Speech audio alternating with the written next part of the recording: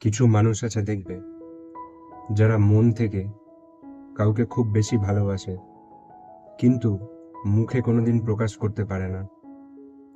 তাদের ভালোবাসাটা লাউড নয়, তাদের ভালোবাসাটা হয় সাইলেন্ট কিন্তু ডিপ।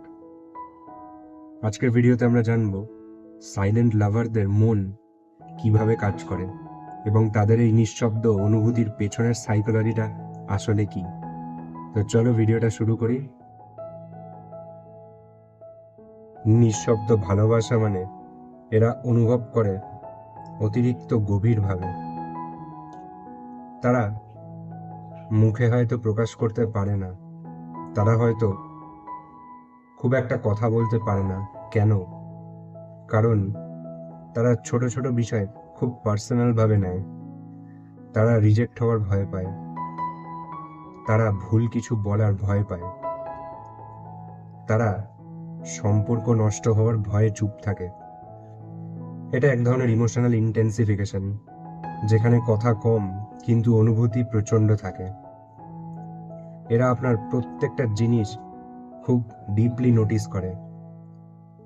এরা আপনার ছোট ছোট হাসি, আপনার স্ট্রেস, আপনার ব্যস্ততা, আপনার বদলে যাওয়া গলার টোন পর্যন্ত এদের মুখস্থ থাকে। তার কারণ এদের জানা থাকে। এদের ভাষা অবজারভেশন, আর তার প্রকাশ কেয়ারের মাধ্যমে করে। সাইলেন্ট লাভাররা আপনাকে অবহেলা করে না, বরং তারা আপনার অনেক বেশি ভ্যালু করে।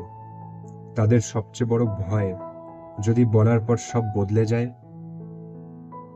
যদি আমি আমার ফিলিংস শেয়ার করে দিলে ও অকওয়ার্ড হয়ে যায়, যদি আমাদের বন্ধুত্বটা নষ্ট হয়ে যায়। এইসব ভয়ের কারণেই তাদের কণ্ঠ রোধ হয়ে যায়। তারা নিজেদের ভালোবাসাটা মুখে প্রকাশ করতে পারে না।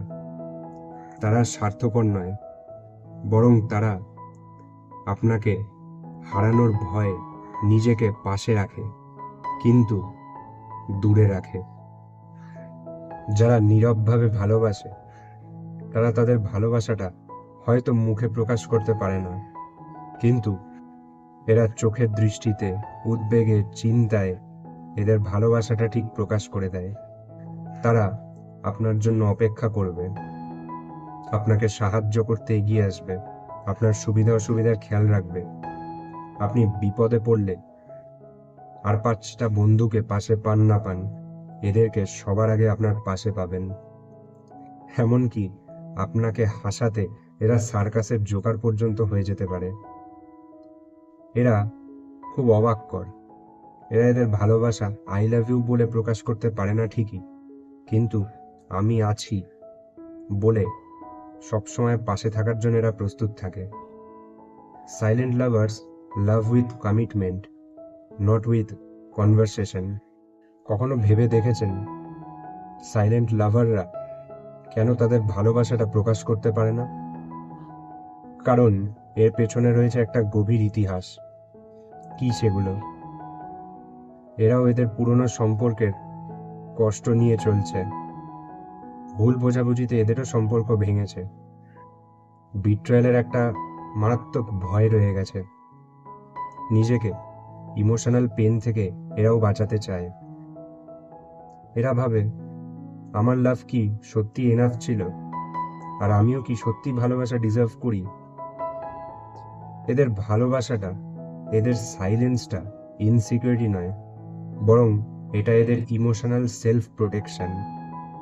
দে speak less because their heart remembers the pen.